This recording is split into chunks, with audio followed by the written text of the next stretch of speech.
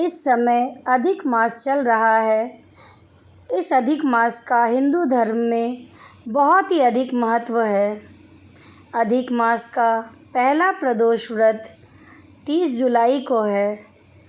30 जुलाई रविवार के दिन हो रहा है। यही कारण है कि रविवार के दिन पड़ने वाले प्रदोष व्रत को रवि प्रदोष के व्रत के नाम से जाना जाता है। प्रदोष व्रत त्रयोदशी तिथि पर रखा जाता है। प्रदोष व्रत के दिन भगवान शंकर और माता पार्वती की विधि विधान से पूजा की जाती है। प्रदोष व्रत में प्रदोष काल के दौरान पूजा का विशेष महत्व होता है। प्रदोष व्रत के दिन भगवान शंकर और माता पार्वती की पूजा अर्चना करने से सभी तरह के दुख दर्द दूर हो जाते हैं और जीवन सुखमय हो जाता है। यह प्रदोष व्रत की कथा इस प्रकार है। एक गांव में एक अति दीन ब्राह्मण निवास करता था। उसकी साध्वी स्त्री प्रदोष व्रत किया करती थी। उसका एक पुत्र था। एक समय की बात है, उसका वह पुत्र गंगा स्नान करने के लिए गया। दुर्भाग्यवश मार्ग में चोरों ने उसे घेर लिया और वे कहने लगे कि हम तुम्हें मारेंगे नहीं, लेकिन तुम्हारे पास जितना धन है सभी हमें दे दो।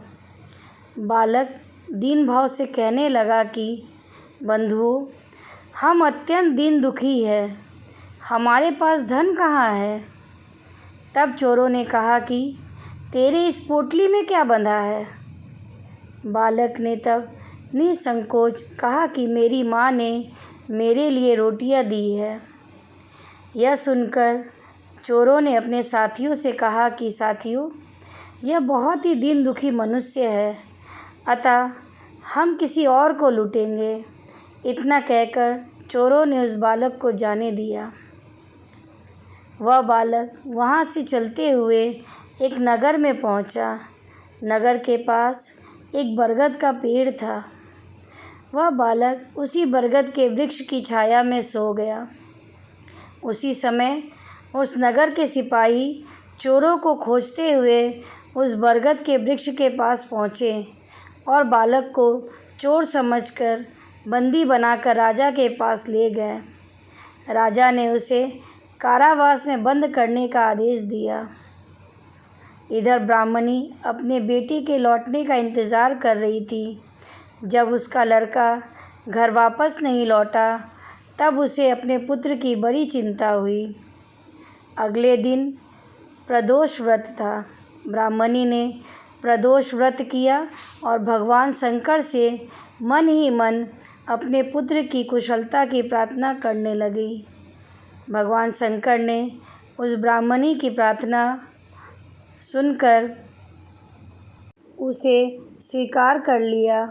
उसी रात भगवान शंकर ने उस राजा को स्वप्न में आदेश दिया कि वह बालक चोर नहीं है, उसे प्रातःकाल छोड़ दे, अन्यथा तुम्हारा सारा राज्य वैभव नष्ट हो जाएगा। प्रातःकाल राजा ने शिव जी की आज्ञा अनुसार उस बालक को कारावास से मुक्त कर दिया। कारावास से मुक्त होने के बाद बालक ने अपनी सारी कहानी राजा को सुनाई। सारा वृतांत सुनकर राजा ने अपने सिपाहियों को उस बालक के घर भेजा और उसके माता पिता को राज दरबार में बुलाया। उसके माता पिता बहुत ही भयभीत थे। राजा ने उन्हें भयभीत देखकर कहा कि आप भयभीत ना हो, आपका बालक निर्दोष है।